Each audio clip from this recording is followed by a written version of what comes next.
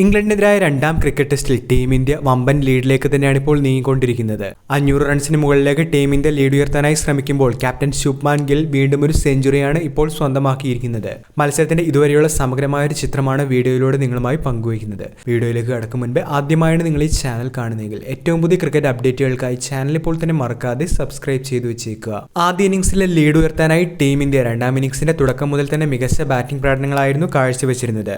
ജയ്സ്വാളും KL രാഹുലും ചേർന്ന് മികച്ച തുടക്കം ടീം ഇന്ത്യക്ക് നൽകിയ ശേഷം 26 റൺസുമായി കരുൺ നായർ ഒരിക്കൽ കൂടി നിരാശപ്പെടുന്ന ഒരു ഇന്നിംഗ്സാണ് ഇന്നും കാഴ്ചവെച്ചത്. ശേഷം ക്യാപ്റ്റന്റെ ഇന്നിംഗ്സുമായി ഗിൽ ഒരിക്കൽ കൂടി കളം നിറയുന്ന ഒരു കാഴ്ചയാണ് ഇപ്പോൾ വീണ്ടും കാണുന്നത്. രാഹുൽ പുറത്തായതിനു ശേഷം ക്രീസിലെത്തിയ വൈസ് ക്യാപ്റ്റൻ ഋഷഭ് പന്തിനൊപ്പം ടീമിന് വീണ്ടും കരുത്താർന്ന ഒരു പാർട്ണർഷിപ്പ് തന്നെയാണ് ഗിൽ ഇന്നും സമ്മാനിച്ചത്. ഗില്ലിന്റെ പിൻബലത്തിൽ ഋഷഭ് പന്ത് തകർപ്പൻ അടികളുമായി കളം നിറയുകയായിരുന്നു. ടീം ഇന്ത്യയുടെ ലീഡ് അതിവേഗം കുതിക്കുന്ന ഒരു കാഴ്ചയാണ് ഈ പാർട്ണർഷിപ്പിൽ കണ്ടത്.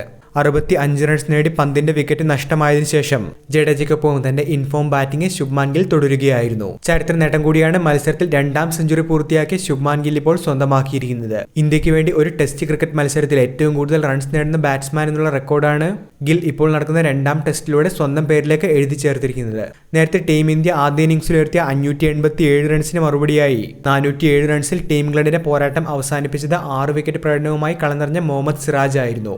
4 വിക്കറ്റുമായി നിർണായക പ്രകടനം തന്നെയാണ് ആകാശ് ദീപും കാഴ്ചവെച്ചത്. തീർച്ചയായിട്ടും 500 മേലെ ലീഡ് നേടിക്കൊണ്ട് ഡിക്ലെയർ ചെയ്ത് ഇന്ന് ദിനം അവസാനിക്കുന്നതിന് മുന്നേ തന്നെ ഇംഗ്ലണ്ടിന്റെ ബാറ്റിംഗ് ഇറക്കാൻ തന്നെയായിരിക്കും ടീം ഇന്ത്യ ലക്ഷ്യമിടുന്നത്. വീഡിയോ അവസാനിക്കുന്നു. പുതിയ ക്രിക്കറ്റ് അപ്ഡേറ്റുകൾക്കായി ചാനൽ ഇപ്പോൾ തന്നെ മറക്കാതെ സബ്സ്ക്രൈബ് ചെയ്തു വെച്ചേക്കുക.